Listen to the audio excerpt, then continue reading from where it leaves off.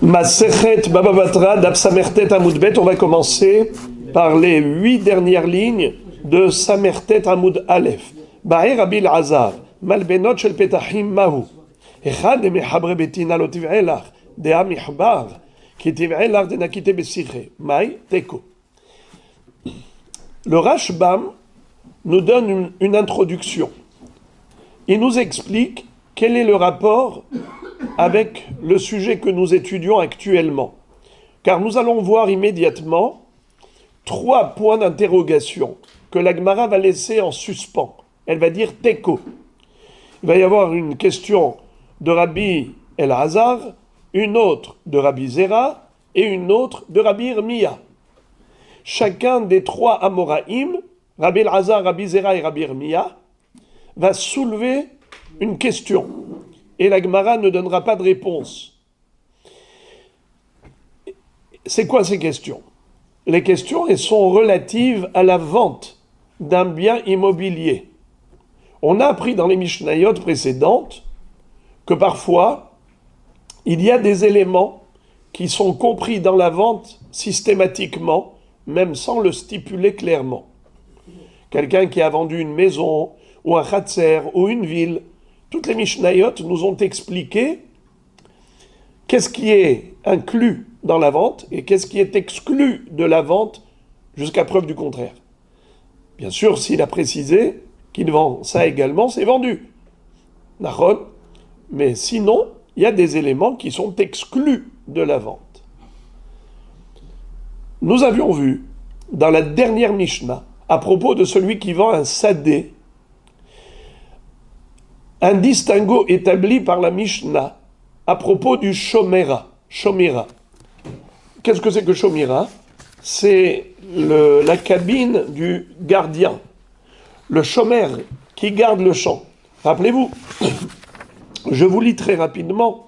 Amocher et asadé, machar et avanim, shem letzorka, vet kanim, sheba kerem, shem letzorko, vet tevua, shemechuberet la karka, ואת חיצת הקנים שפחותה מבית רובע, ואת השומרה שאינה עשויה בתית.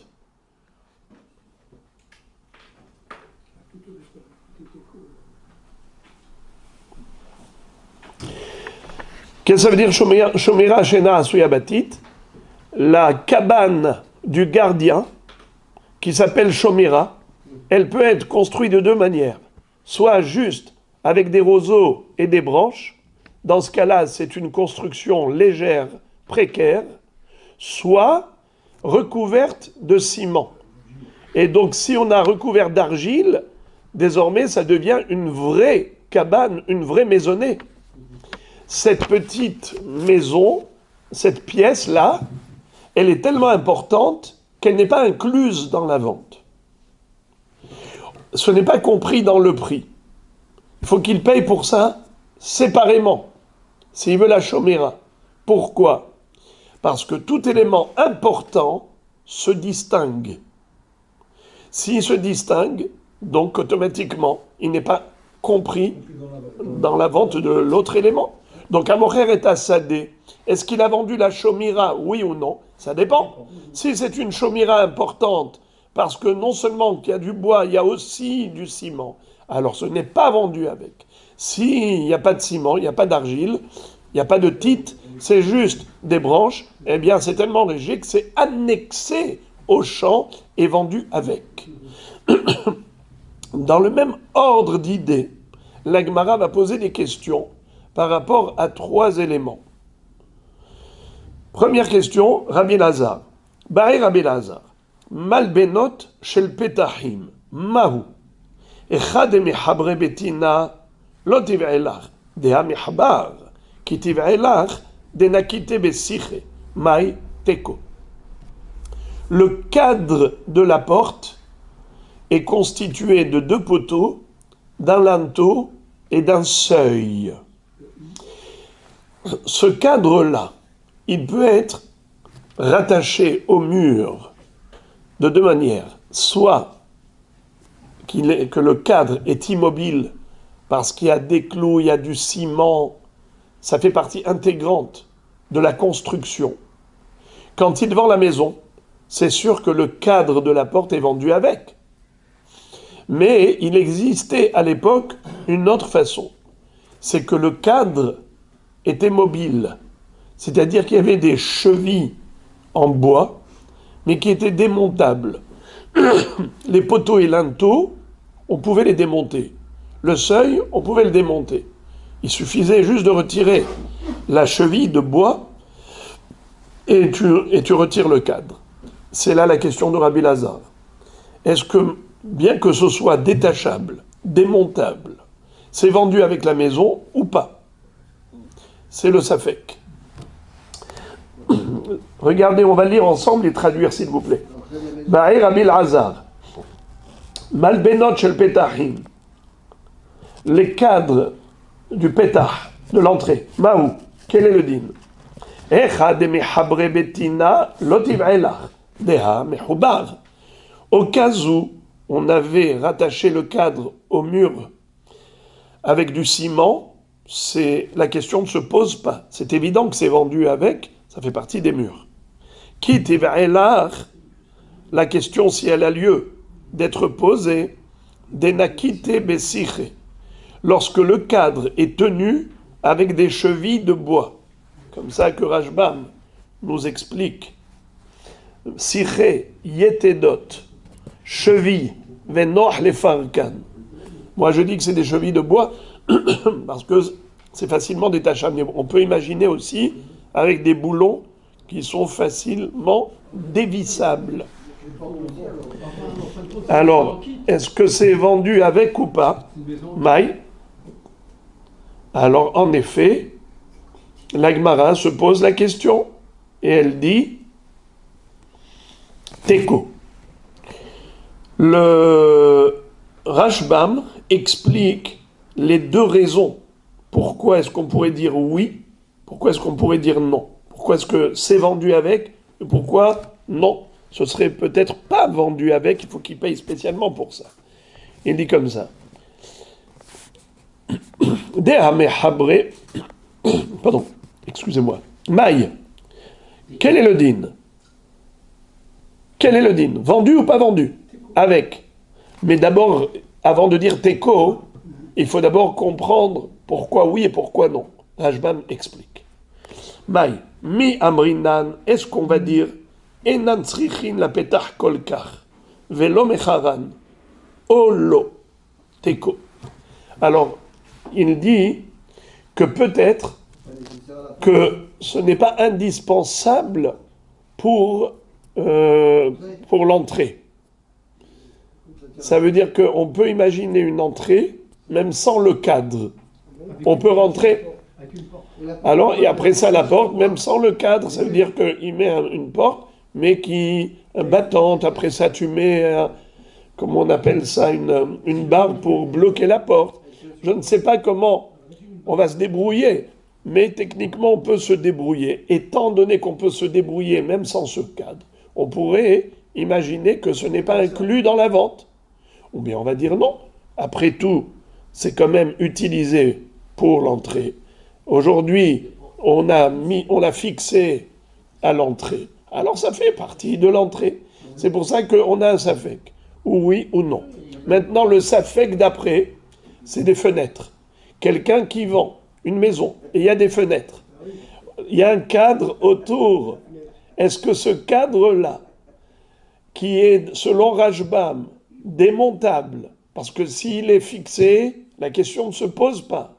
Comme ça dit Rashbam.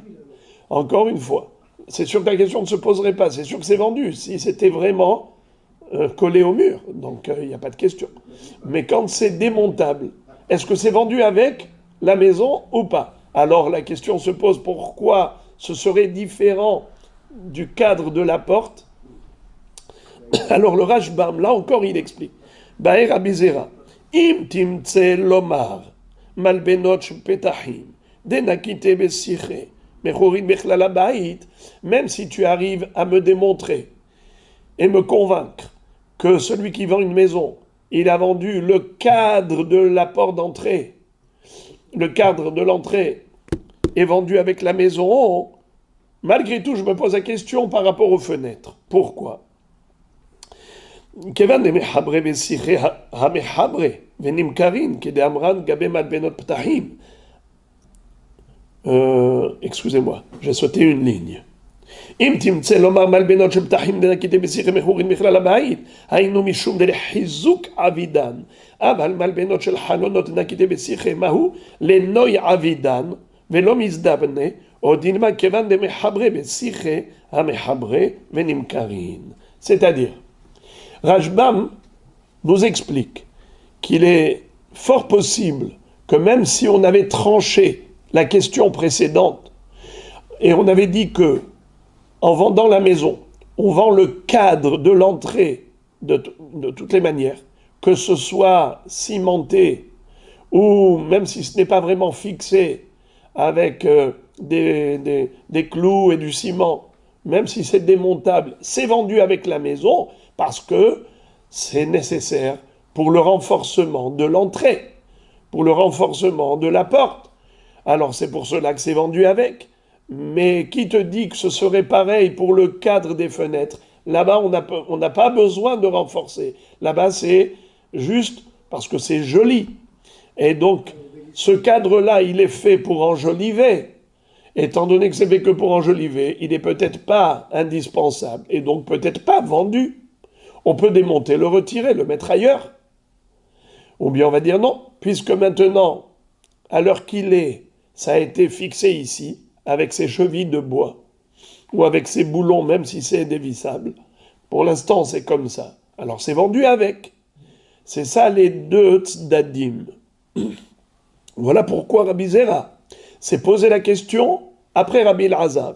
Rabbi Elazar s'est posé la question par rapport au cadre de l'entrée, le cadre de la porte, et Rabbi Zera se pose la même question, mais par rapport au cadre des fenêtres.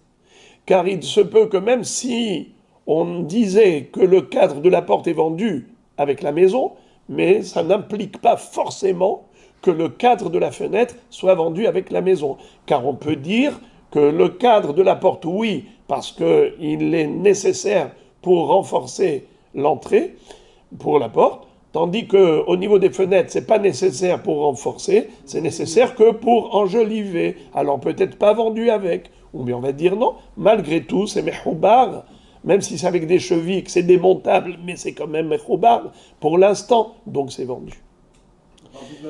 Alors c'est pour cela qu'on laisse en teco. Teco. Troisième question. Ba'er Rabbi Yirmiyah, malbenot shel karei amita mahu. כל אחד מיטלטלה בעדה לא תבעה לך, והמיטלטלה, כי תבעה לך אחד לא מיטלטלה. מאי תיקו.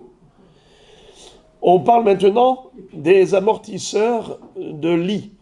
À l'époque, quand ils mettaient les lits sur le sol, et parfois c'était de la terre battue, et que les pieds en bois allaient se ronger avec l'humidité de la terre, alors pour renforcer le lit, on mettait des amortisseurs en bois. C'était des carrés, des blocs, des sous-pieds, avec un creux au milieu du bloc, et on mettait les pieds du lit à l'intérieur du creux de ce bloc de bois.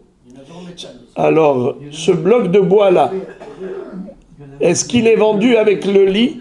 Quelqu'un qui vend le lit, est-ce qu'il vend automatiquement les supports du lit ou pas? Si c'est fixé au lit, alors dans ce cas-là, c'est sûr que c'est vendu avec. Mais lorsque ce n'est pas fixé, c'est mobile, est-ce que c'est vendu avec, oui ou non? Alors le Rashbam nous explique comme ça.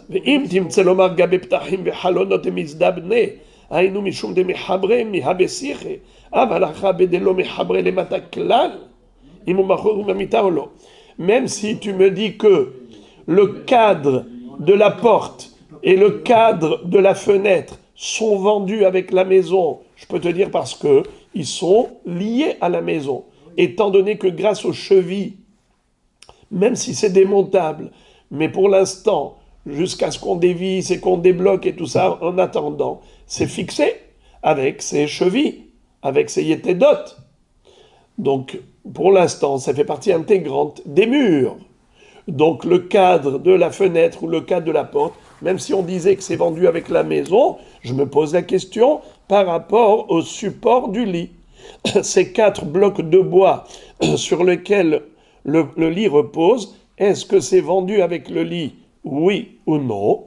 Eh bien, la question reste entière. C'est pour ça qu'Agmara dit Teko.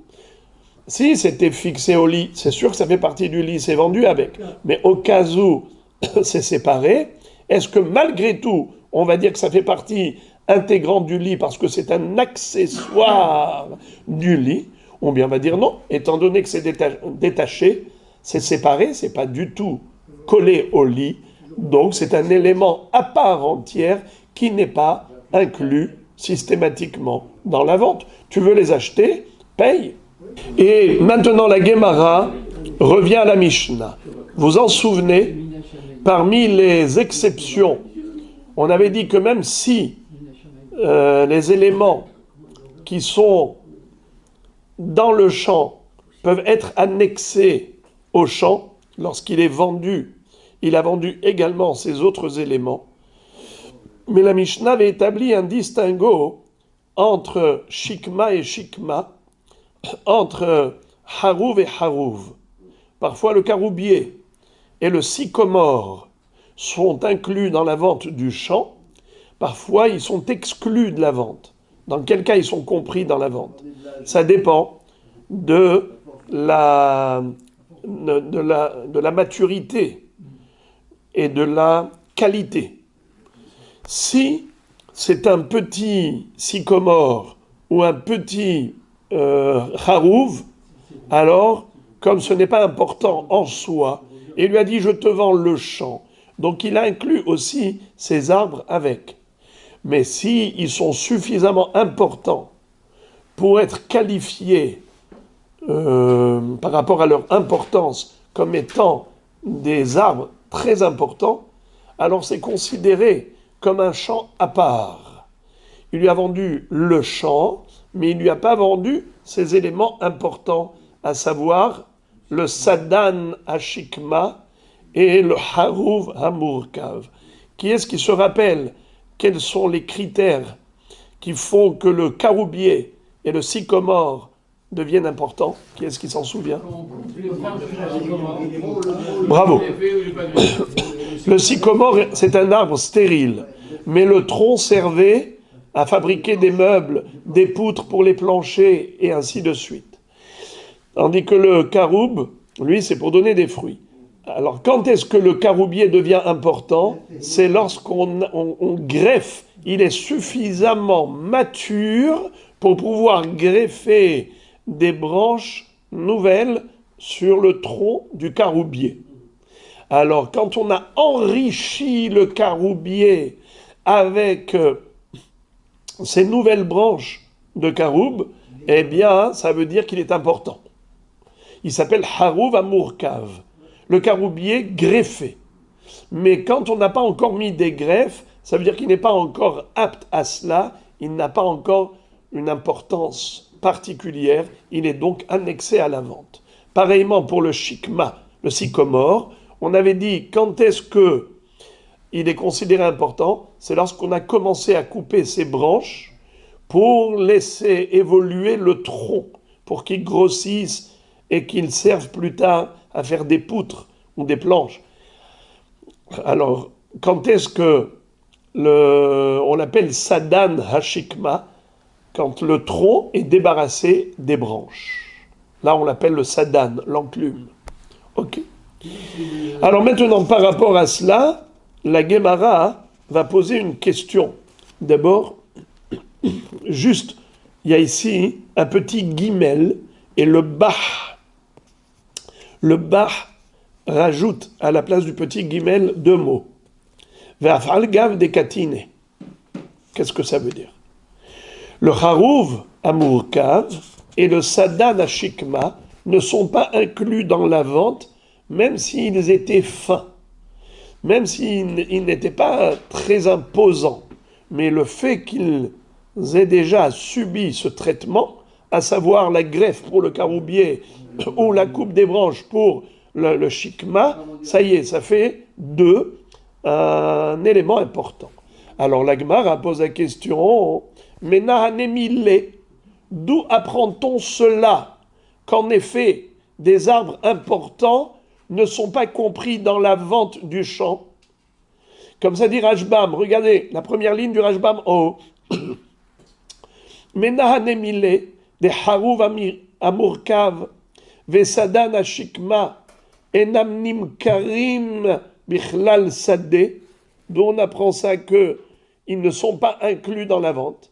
Alors là, le Bah rajoute à la place du petit Dalet le passouk que la Gemara va nous citer immédiatement, à savoir Vayakom Seder Ephron Asher Bamarpela Asher Lifne Mamre Hasadeh Ve'ame'ara Asher Bo Vechol Ha'etz Asher Basadeh Asher Bechol Gevulo Saviv. Qu'est-ce que ça veut dire? Lorsque Abraham Avinu a acheté la Me'ara d'Amarpela de Ephron, alors la Torah nous décrit cette acquisition en disant comme ça. Après que Abraham ait payé à Ephron les 400 shekels qu'il lui a réclamés, alors il est dit Vayakom c'est Ephron asher bamarpela asher lifne mamre hasadeh ve'ame'ara asher bo, le champ avec la grotte, la caverne qui était là-bas, ve'chol ha'etz et tous les arbres asher basadeh qui étaient dans le champ, asher bechol gevulo saviv, tout ce qui était dans toute cette frontière autour, eh bien, tout cela a été vendu à Abraham. On aurait pu écrire Vechol ha'etz asher basadeh. Pourquoi il est écrit asher bechol gevulo saviv?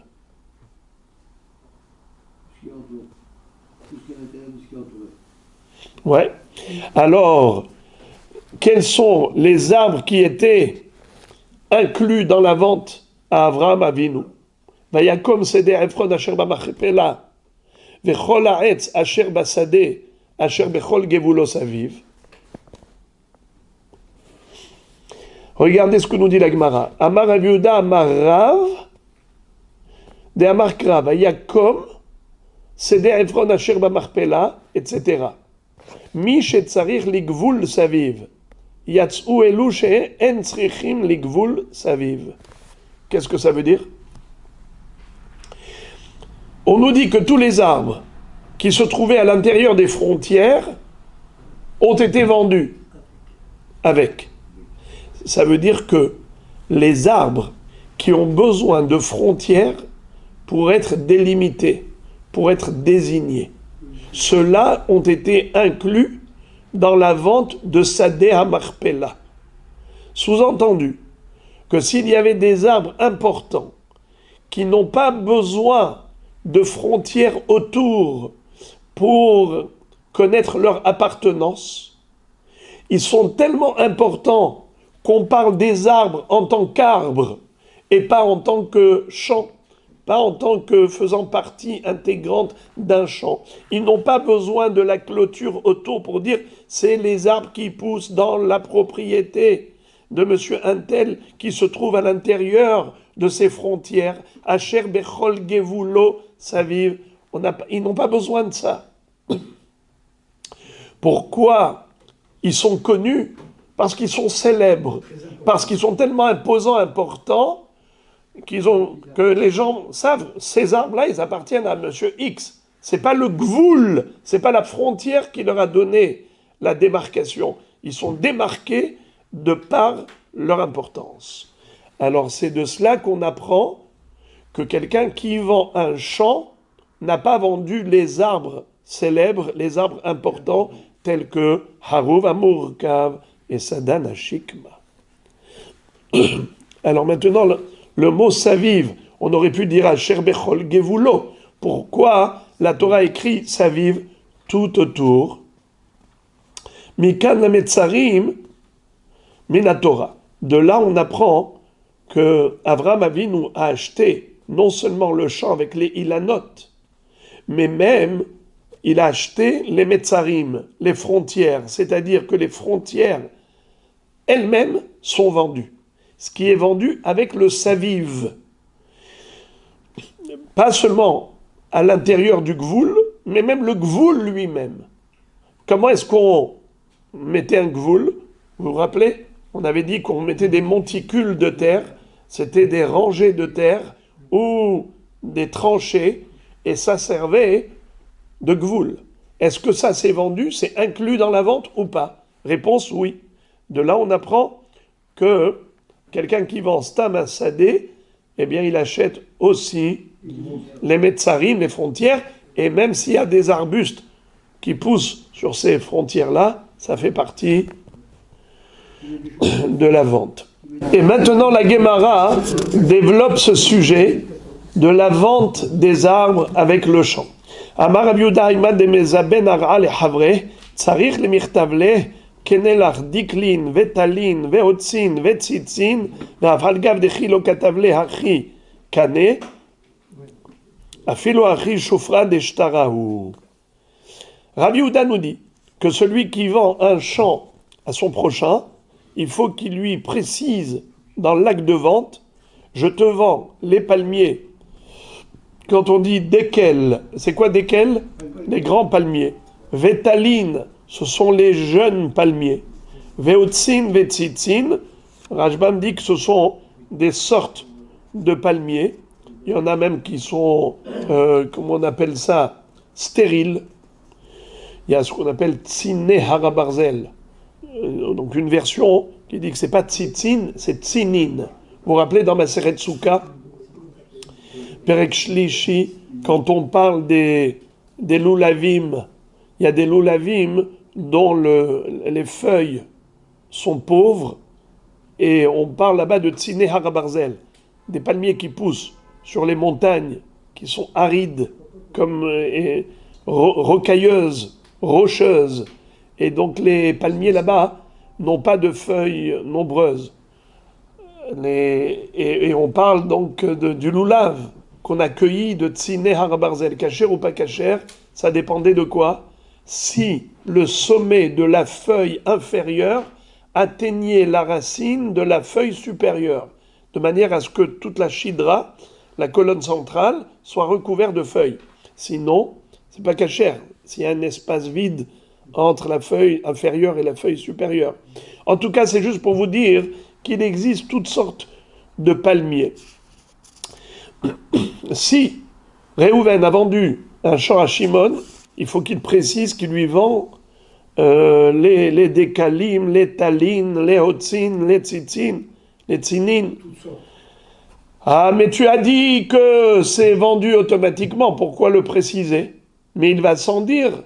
Mieux vaut le dire. Afalgav dechilo katavle achi kane, afilo achi shufra deshtaraou. C'est la beauté du shtar. Ça veut dire quoi la beauté du shtar? Ça fait que le shtar il est plus parfait, car il est encore plus précis. En bonne et due forme.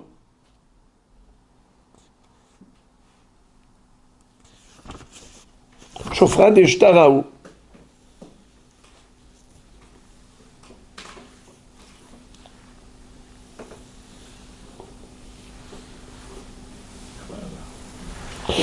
À Marley Arav et Dikle, s'il lui a dit je te vends un champ et des palmiers, Hazinan.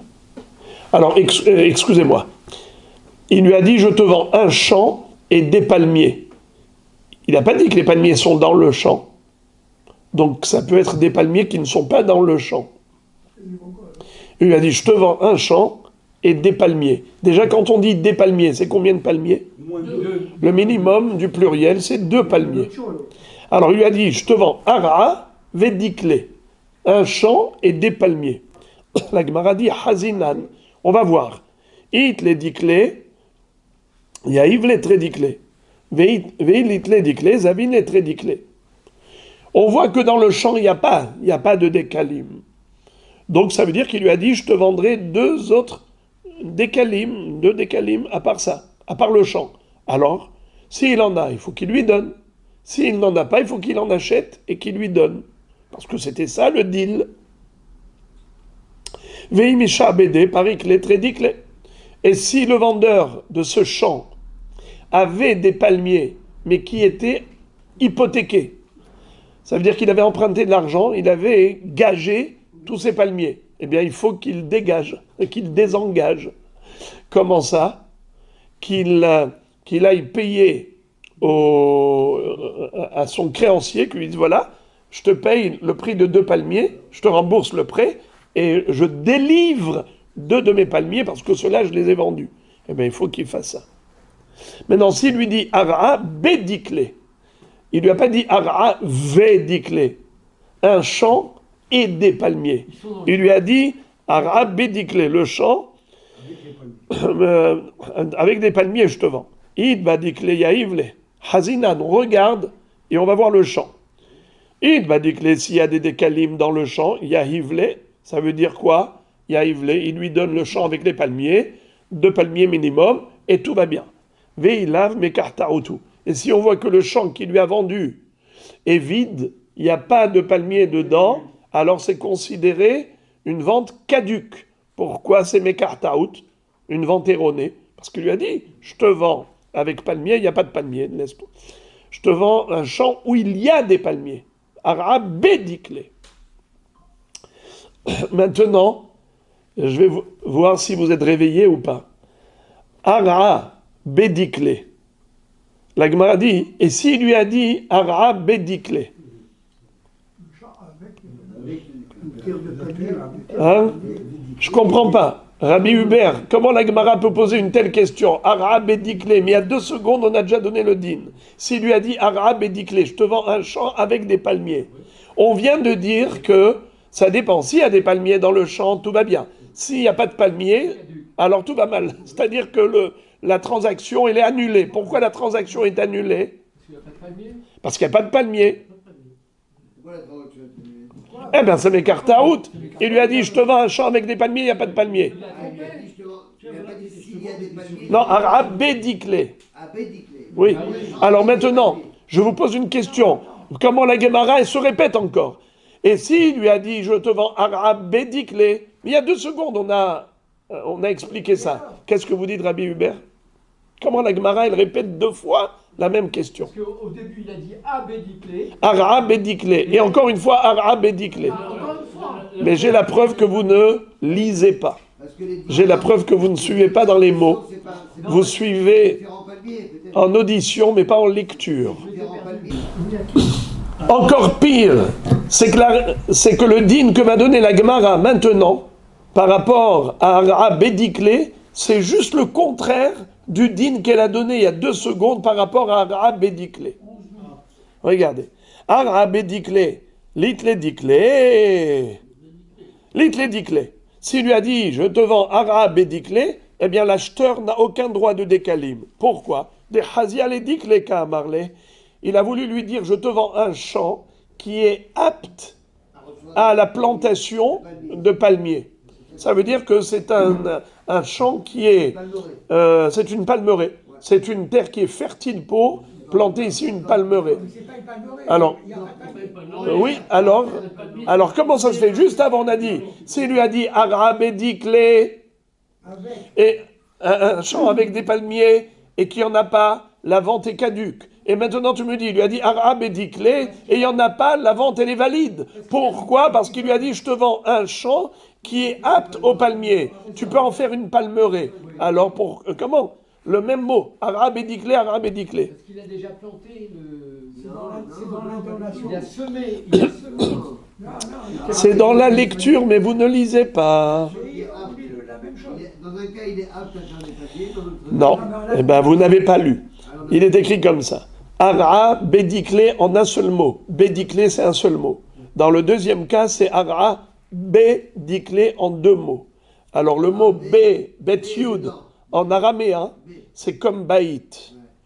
C'est-à-dire, le mot baït, bet dekalim, la maison des palmiers. C'est-à-dire un champ qui est apte à être transformé en palmeraie. Bédiclé. La première fois, c'est bédiclé, c'est-à-dire il lui a dit, je te vends le champ où il y a dedans des décalim. Mais dans le deuxième cas, il lui a dit, je te vends un champ qui est apte à devenir bête décalim, à devenir palmeraie. Alors ça n'a rien à voir.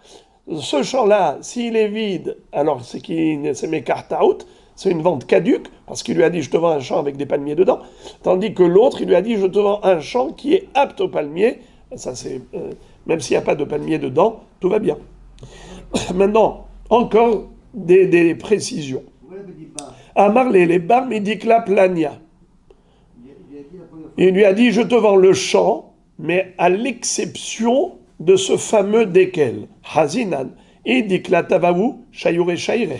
Idikla bishahu kol sheken anach. » Quel est le din si, par exemple, il lui dit « je te vends le champ, mais pas le palmier là-bas, ou, vous voyez, tu vas voir là-bas une peinture rouge que j'ai peint là-bas au sommet du palmier ou en bas du palmier. » D'accord, il y a un signe. Il lui a dit « chutz min dekel ploni ». Alors maintenant, ce dekel ploni n'est pas vendu, d'accord? Mais qu'en est-il des autres? Alors maintenant, voilà, je vais vous poser la question comme ça. On va voir ce dekel, il est de très bonne qualité. Ou bien ce dekel, il est de très mauvaise qualité. Et il y a des autres décalim. Qui sont de qualité moyenne. Alors, je répète, il y a des décalim qui sont de qualité moyenne. Question, est-ce qu'ils sont vendus avec le champ, oui ou non? Oui. Il lui a dit à l'exception de Dekel Peloni, ou là où il y a la peinture rouge. Alors, vous serez surpris de la réponse. Ça dépend quelle est la qualité de ce Dekel Peloni. Si c'est le meilleur des palmiers, alors il s'est réservé que celui-ci, les autres sont vendus avec le champ. Mais si, au contraire, c'est le plus médiocre, alors on fait Kalva Homer. Si déjà celui-là, il se l'est réservé, à plus forte raison ceux qui sont meilleurs. À plus forte raison ceux qui sont meilleurs. Donc il lui a vendu aucun palmier. Donc c'était juste pour lui dire, et tu vois là-bas, le palmier est à moi. Mais c'est juste un signe que tous les autres aussi. Alors les amis, maintenant la Gemara va nous donner des enseignements par rapport à la précision lors de la vente d'un champ où il y a des arbres fruitiers. Généralement, l'appellation ilanote des arbres, c'est par rapport à des arbres fruitiers, des oliviers, des figuiers, des pommiers, toutes sortes de fruits, on les appelle ilanote. Par contre, le palmier, il porte un nom spécial, le palmier, dekel. Ou bien les vignes, on les appelle pas des arbres.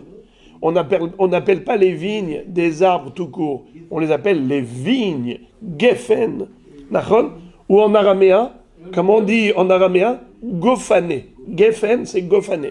Ou bien dekel, c'est dikle. À Marley, les barmes ilané. Si quelqu'un a vendu un champ, il a dit, mais je ne t'ai pas vendu les arbres. Chutz me ilanot. Itle ilané. Les barmes ilané. Si dans ce champ, il y a des arbres fruitiers, ce sont eux qui sont exclus. Mais le palmier n'est pas exclu, la vigne n'est pas exclue. Ça veut dire qu'il a vendu le champ, le sadé lui-même, le sol, avec les palmiers et avec les vignes, mais il n'a pas vendu les pommiers, les figuiers, les oliviers et tous les arbres fruitiers. Pourquoi? Parce qu'il a dit, je te vends les barmes ilanées. Maintenant, itle dikle, les barmes dikle.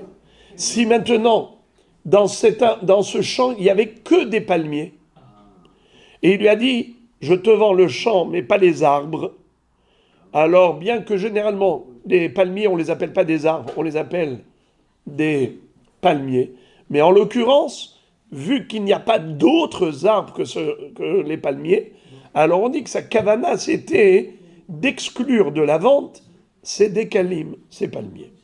It les goufnés, les barmi goufnés. Si dans ce champ, il n'y avait que des vignes, alors on dit que la kavana, c'était d'exclure les vignes. Maintenant, s'il y avait ilané et goufné, si dans le champ il y avait des arbres fruitiers et il y avait aussi des vignes, Quand il a dit les Barmé Ilané, donc il a exclu uniquement les arbres fruitiers, mais il n'a pas exclu les vignes.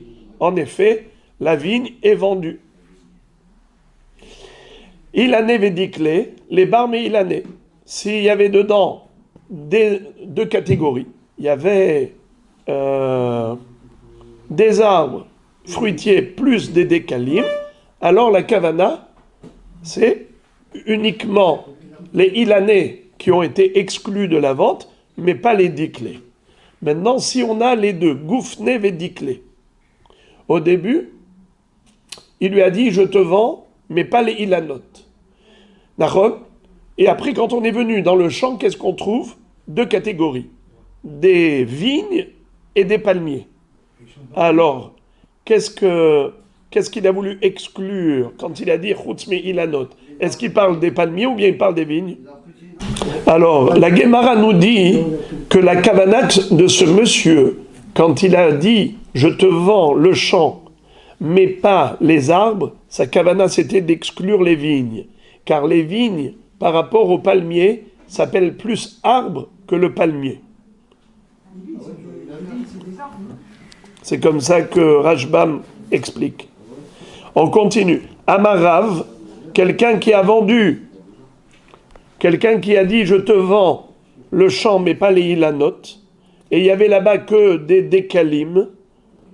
Kol she'olin lo bahevel have shiur, kol she'en olim lo bahevel lo have shiur.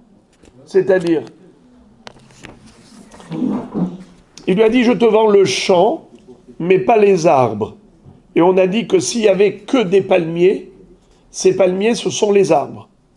Mais attention, quand est-ce que le palmier s'appelle arbre et quand est-ce que le palmier ne s'appelle pas arbre, il est inclus dans la vente du champ? C'est quand il est petit. Quand il est petit, il est annexé au champ. Quand il est grand et majestueux, il est exclu. Alors, quelle est exactement la définition? Qu'est-ce qu'on appelle un grand palmier? Qu'est-ce qu'on appelle petit palmier? Il y a un débat. Kol she'olin lo behevel have shiur. Si on a besoin d'une corde pour monter, grimper sur l'arbre, pour aller cueillir les dattes, alors cet arbre-là s'appelle Ilan et il a été exclu de la vente. Kol she'en olin lo behevel, s'il est tellement bas, le palmier, qu'on n'a pas besoin de corde pour grimper, alors lo have shiur, il n'est pas exclu de la vente, il est au contraire compris dans la vente parce qu'il ne s'appelle pas, il n'est pas considéré comme Ilan. Ilan, c'est uniquement des grands arbres et pas des petits arbustes qui sont annexés au sol, proches du sol.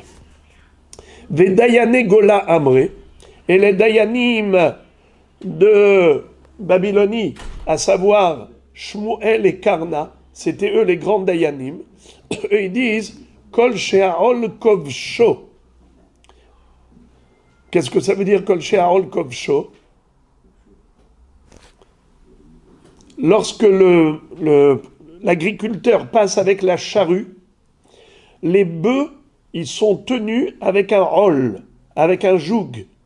Et lorsque le joug passe par là, eh bien, si le palmier il est tellement petit que le joug peut le plier, alors ça ne s'appelle pas Ilan. Il est annexé à la vente du champ. Mais si le joug ne peut pas plier cet arbuste, ça veut dire que c'est un arbre important, il est exclu de la vente, puisqu'il lui a dit « je te vends le champ, mais pas les ilanot ». Regardez s'il vous plaît le premier Rashbam de la page. Kol she'aol kovsho. Tous les arbres qui se plient devant le joug. Horshin ayub abakar, sevivot ailanot. Ils utilisaient des bœufs pour tirer la charrue autour des arbres. Ve'imarol kofef et ilan, ve'over ashor le darko, ve'naila me'akev et ashor, lo hashiv. Et si, quand le bœuf passe par là avec son joug, il n'est pas empêché, il n'est pas retenu par l'arbre, au contraire, l'arbre se plie quand il passe, ça veut dire que cet arbre n'est pas important. Mais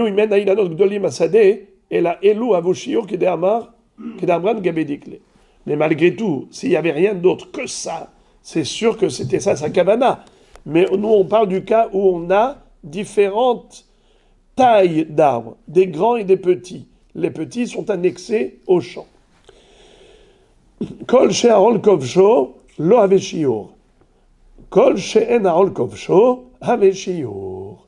Quand il a dit je te vends le champ mais pas les arbres, il faisait allusion aux arbres qui ne se plient pas devant le joug. Vela penigé habe dikle habe ilane. C'est-à-dire, on voit que Rav, il a parlé d'une corde qui permet à l'agriculteur de grimper sur le palmier pour aller cueillir les dattes. Et Shmuel et Karna ont donné une autre mesure. Ils ont parlé du pliage de l'arbre qui se courbe devant le joug de la charrue. Pourquoi est-ce que chacun a donné un autre baromètre? C'est qu'en fait, il parlait d'arbres différents. L'un parlait de palmiers. Alors les palmiers, en effet, on monte avec la corde. C'est ça le baromètre. Est-ce qu'on a besoin d'une corde pour grimper là-haut, ou bien c'est accessible avec la main pour cueillir les dattes? Et tandis que Shmuel et Karna, ils ont parlé des autres arbres, à savoir des arbres classiques. Ceux-là, on ne monte pas avec une corde. Ceux-là, pour mesurer la taille, la qualité, eh bien, ça dépend si ça se plie, donc c'est un petit arbuste, et si ça ne se plie pas, c'est que c'est déjà un arbre important.